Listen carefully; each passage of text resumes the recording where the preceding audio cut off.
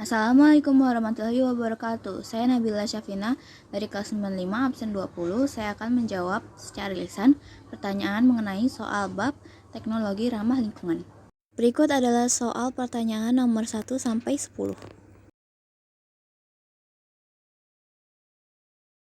Jawaban pertanyaan nomor 1 ialah teknologi ramah lingkungan merupakan bentuk penerapan teknologi yang memperhatikan prinsip-prinsip kelestarian lingkungan. Soal nomor 2, 3 prinsip teknologi ramah lingkungan. Yang pertama ada reduce, yaitu meminimalisir produk sampingan. Kedua ada reuse, menggunakan kembali bahan-bahan yang tidak terpakai.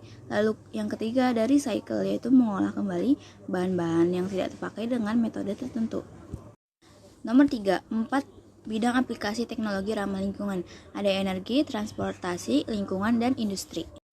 Nomor 4, 8 contoh teknologi ramah lingkungan bidang energi.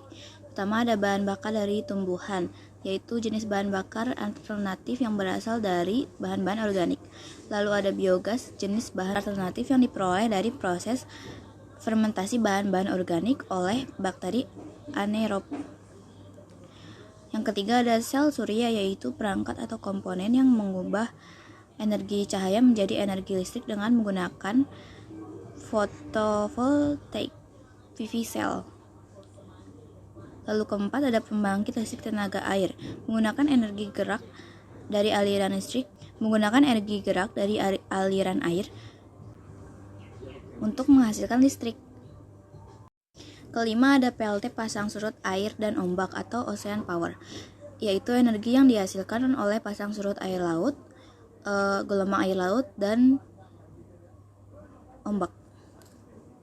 6 ada pembangkit listrik tenaga angin atau wind power, sistem pembangkit listrik dengan memanfaatkan angin untuk memutar kincir yang berfungsi sebagai generator. Yang ketujuh ada geothermal, yaitu panas yang tersimpan dalam tanah, lapisan dasar bumi, dan cairan dalam kerak bumi. Ke-8 ada fuel cell dan hydrogen power, penggabungan gas hidrogen dan gas oksigen yang menghasilkan energi panas yang tinggi sehingga dapat digunakan sebagai sumber listrik. Soal nomor 5. Perbedaan bioetanol, biodiesel, dan biogas. Bioetanol merupakan cairan hasil proses fermentasi gula dari sumber karbohidrat menggunakan bantuan mikroba, sementara biodiesel adalah minyak dari tumbuhan atau hewan yang sudah dipakai sebagai alternatif pengganti minyak solar. Sedangkan biogas adalah gas yang dihasilkan oleh aktivasi anaerobik bahan-bahan organik. Soal nomor 6. Menurut saya, Indonesia harus bisa lebih fokus kepada pengembangan energi laut, karena Indonesia merupakan salah satu negara di dunia yang memiliki wilayah laut terbesar. Maka dari itu, Indonesia memiliki potensi besar di bidang pengembangan energi laut. Soal nomor 7. Konsep fisika yang diterapkan pada teknologi hydropower dan wind power adalah prinsip elektromagnet. Soal nomor 8. Apakah Indonesia berpotensi untuk mengembangkan teknologi ocean power? Ya, karena menurut saya Indonesia memiliki luas lautan yang lebih besar daripada luas daratannya. Maka dari itu Indonesia bisa memanfaatkan teknologi ocean power melihat luasnya lautan Indonesia. Soal nomor 9. Dilansir dari detik.edu, untuk bisa menjadi bahan bakar, air perlu melalui proses pemisahan molekul air menjadi hidrogen dan oksigen.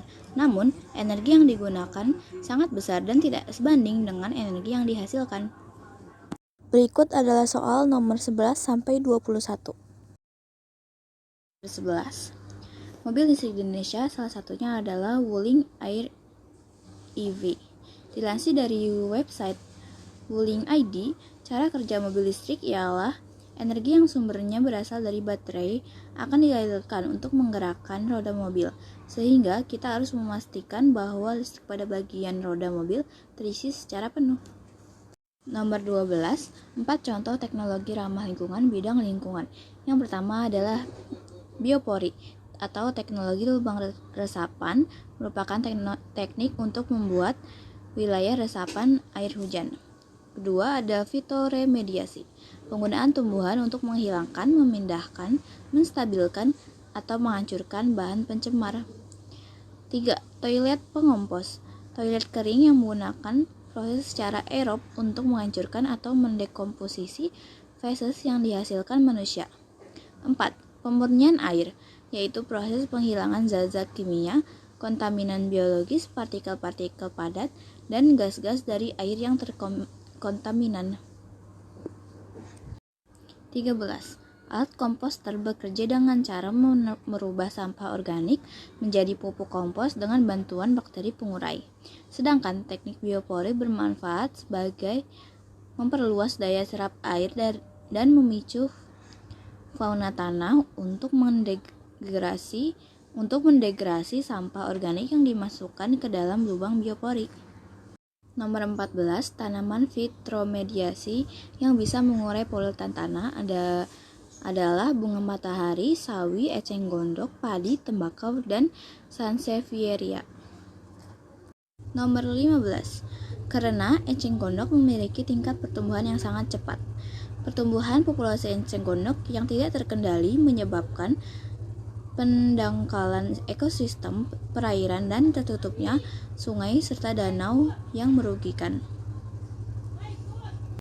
Nomor 16, composting toilet menggunakan serbuk gergaji, sabut kelapa, dan gambut lumut sebagai pengganti air untuk membantu proses aerob, menyerap air, dan mengurangi bau. Dilansir dari Detik Health, berikut adalah gambar-gambar dari composting toilet.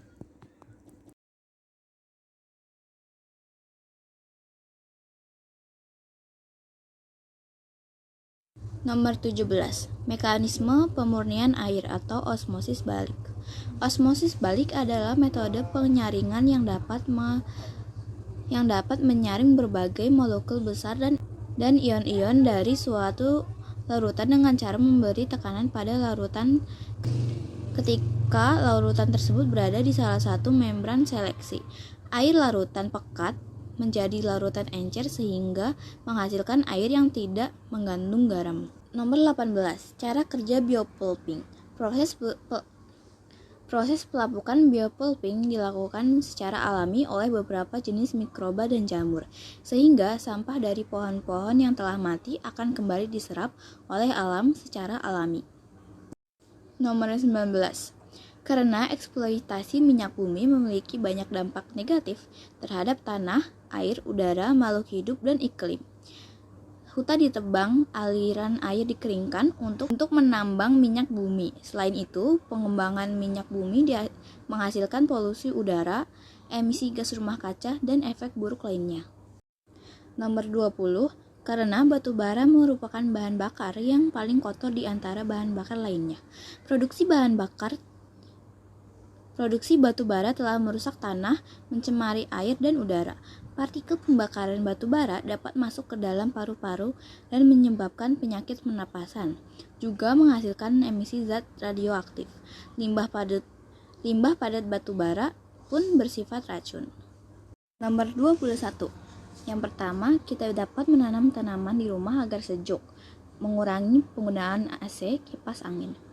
2. Mencabut charger HP jika sudah penuh agar baterai HP terjaga. 3. Mengatur suhu kulkas untuk memaksimalkan keawetan makanan dengan suhu yang tepat. 4. Mematikan lampu pada siang hari, memaksimalkan cahaya matahari. 5. Servis peralatan secara berkala supaya tidak terjadi kecelakaan mendadak apabila rusak, seperti kulkas terbakar. 6. Mengurangi penggunaan mesin pengering, bisa diganti dengan penggunaan matahari. 7. Tidak memasukkan makanan yang panas ke dalam kulkas agar kulkas tidak rusak. 8. Menggunakan laptop daripada PC, karena laptop memakan listrik lebih sedikit daripada PC. 9. Lakukan hemat energi bersama-sama dengan anggota keluarga agar lebih maksimal. 10. Ganti lampu biasa dengan lampu LED, karena 7 watt lampu LED setara dengan 60 watt lampu biasa. 11. Atur ventilasi udara agar sirkulasi udara lebih baik. 12. Mandi dengan air secukupnya untuk menghemat air bersih yang terbatas.